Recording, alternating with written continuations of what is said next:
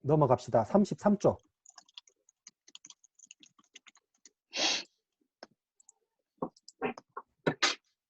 지금 제가 쭉 진도를 막 나갑니다. 왜냐하면 나중에 계속 쓰일 거라서 지금 다 기억이 안 되시더라도 나중에 계속 반복하시면서 기억이 될 거예요. 연산자라는 걸 공부할 겁니다. 덧셈, 뺄셈, 곱셈, 나눗셈, 오퍼레이터, 연산자를 배울 겁니다. 여러분들이 수학 시간에 배웠던 덧셈, 뺄셈, 곱셈, 나눗셈 다 똑같이 씁니다. 근데 파이썬에서만 쓰는 연산자들이 몇 개가 있어요. 아까 설명드렸죠. 괄호도 연산자입니다. 연산의 우선순위를 나타내는 연산자입니다. 덧셈, 뺄셈, 곱셈, 나눗셈 다 있는데 나눗셈은 실수 나눗셈이에요. 그 나눗셈 2개짜리도 있습니다. 나눗셈 2개짜리는 정수 나눗셈이에요. 이 2개 차이점 나중에 설명드릴게요. 그래서 나누기라는 게 있다. 요 놈은 나중에 설명드릴게요. 퍼센트 연산자도 있어요. 이 놈은 나머지 연산자입니다. 이것도 좀 이따 설명을 드릴게요. 덧셈 뺄셈 다 있습니다. 당연히 곱셈 나눗셈이 덧셈 뺄셈보다 우선순위가 빠릅니다. 우선순위는 수학 시간에 배웠던 우선순위 똑같다고 생각을 하시면 됩니다. 근데 그런 연산자 말고도 뭐 크다, 작다 뭐 이런 연산자 다 있습니다. 이름이 있는데요. 이 이름은 기억을 하셔야 됩니다. 우리가 크다, 작다, 크거나 같다, 작거나 같다, 또는 같다는 이퀄이 2개입니다.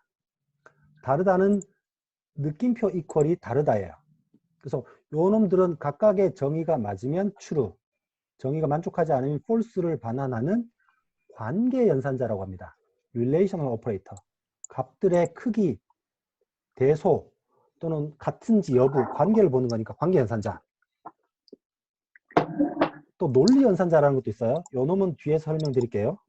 이름은 기억하셔야 됩니다. 관계 연산자, 논리 연산자. 소요나 자모니? 소요나 자모니? 그리고 아까 전에 여러분 보셨던 대입 연산자, 요 놈도 대입 연산자입니다. 값을 집어넣는다고 해서 착각하지 마셔야 되는 게 이퀄이 하나 있으면 어사인먼트, 대입, 이퀄이 2개 있으면 관계 연산자, 같다라는 겁니다. 착각하시면 안 되고요. 나머지 뭐 in이라는 연산자도 있는데 나중에 또 설명을 드리겠습니다. 절대 외우실 필요 없습니다. 이름만 관계 연산자, 논리 연산자 이름만 기억해 주시고요. 사용할 때마다 설명을 다시 드리겠습니다. 그래서 샘플을 눌러서 한번 들어가 보죠. 이 샘플 코드를 눌러서 들어가실 때마다 세이브 카피 꼭 하시길 바라고요.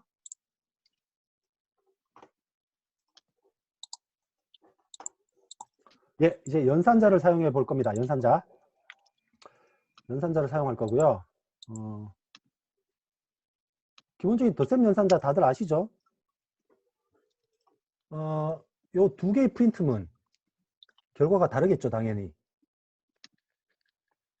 3 더하기 4 빼기 5나 3 빼기 4 더하기 5 결과가 다르겠죠? 빼기나 더하기 같은 경우는 이렇게 쓰면 여기에서 빼기가 먼저 계산될까요?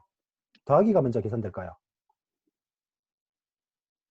덧셈 먼저, 뺄셈 먼저. 우리 수학 시간에 배운 덧셈 먼저 계산하죠? 아닌가? 나만 맞아요. 그렇게 배웠나? 덧셈이나 뺄셈은 연산자 우선순위가 똑같으니까 왼쪽 걸 먼저 하죠. 그죠? 이놈은 네. 여기서는 뺄셈을 먼저 하죠. 그럼 우선순위는 똑같아요. 근데 이게 헷갈리면 그때 괄호로 명확히 해주면 된다고요. 헷갈리면. 그래서 연산자 우선순위를 찬찬하게 다 기억을 하셔야 되는데 우선순위가 자신이 없으면 괄호로 쳐주면 돼요. 먼저 할 계산을.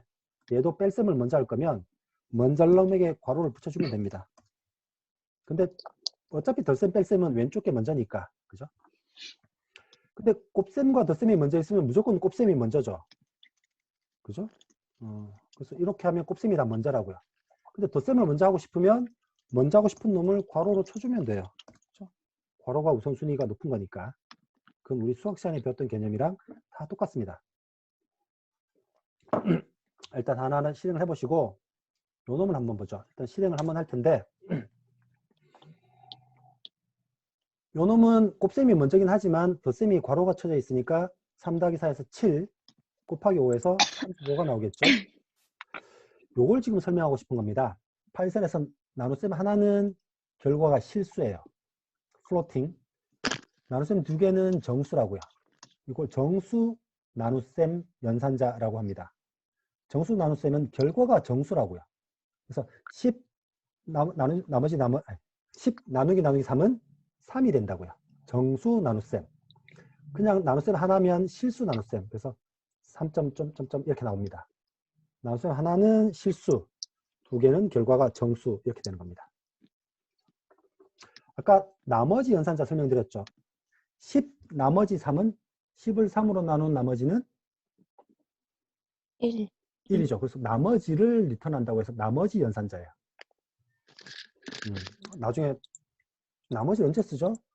짝수인지 홀수인지 구분할 때는 2로 나눈 나머지가 0이면 짝수, 1이면 홀수겠죠? 그럴 때 나머지 연산자를 써도 되겠죠. 자, 봅니다. 이제 변수에 10을 대입하고 그놈을 출력하고 이렇게도 할 수 있습니다. 다른 언어에는 없는 기능인데요. 여러 개의 변수에 같이 값을 대입할 수 있어요. 이렇게 되면 A는 10, B는 20이 들어갑니다. 근데 이렇게 쓰는 게 좋은 습관은 아니에요. 할 수 있다는 거고요. 이렇게 하라는 말은 아닙니다. 지금 이렇게 하면 A는 10이고 B는 20이죠. 그죠? 요 문장에 따라서 A는 10이 찍히고 B가 20이 찍힐 건데 요 놈을 하면 어떻게 될까요? A에는 B가 들어가고 B에는 A가 들어가요. A 값과 B 값이 바뀝니다. 서로. 그래서 결과를 보시면 10, 20이었던 값이 20, 10으로 바뀌어요. 그래서 두 변수의 값을 바꾸고 싶으면 이렇게 하시는 게 편한 방법입니다. 파이썬에서만 되고요. C나 자바 같은 언어는 이런 기능을 지원하지 않습니다. 아까 불리언 자료형 설명드렸죠. true나 false는 불리언 자료형의 상수 값이다. 그래서 이렇게 하면 A에 true라는 불리언 값이 들어가서 A의 타입은 불리언 타입이다 라고 나오는 겁니다. 불리언 타입. 그래서 true라는 상수값과 false라는 상수값은 다 대문자로 시작해야 된다. 네, 불리언 값입니다. 아까 설명드렸는데 요 연산자들이 무슨 연산자라고요? 응? 아, 관계연산. 미안한데 제가 틀렸네요. 관계연산자입니다. 논리연산자라는 관계연산자입니다. 관계연산자는 두 값의 관계를 반환합니다. 관계는 true 또는 false죠. 예를 들면 1이 1하고 같아요? 1은 1하고 같죠? 그러면 true라고요. 값이 true가 나온다고요. 1이 2하고 같아요? 다르죠? false라고요. 그래서 관계연산자는 true 또는 false를 반환해요. 그래서 관계연산자의 결과값은 불리언 값이다 라고 생각하시면 됩니다. 1은 1과 다르다. 얘는 뭘 반환하죠? 다르면 true죠. 근데 지금은 같죠? 그러니까 뭘 반환할까요? false입니다. 그죠? false입니다. 1이 2하고 다르다. 얘는 뭘 반환하죠? true. 맞습니다. 1은 1보다 크다. 뭘 반환하죠? false. 1이 2보다 작다. true. 1은 1보다 크거나 같다. true. 1은 2보다 크거나 같다. false. 1은 2보다 작거나 같다. true. 예, 관계연산자는 true, false를 반환합니다. 그죠? 이제 연산자의 거의 마지막인데요. 논리연산자 볼 겁니다. 제가 착각했네요. 논리연산자는 and, or와 같은 게 논리연산자입니다. 논리를 따지는 연산자라고요. 그래서 and란 연산자는 좀 설명하기 힘든데 논리연산자는 불리언 값을 P연산자로 받습니다.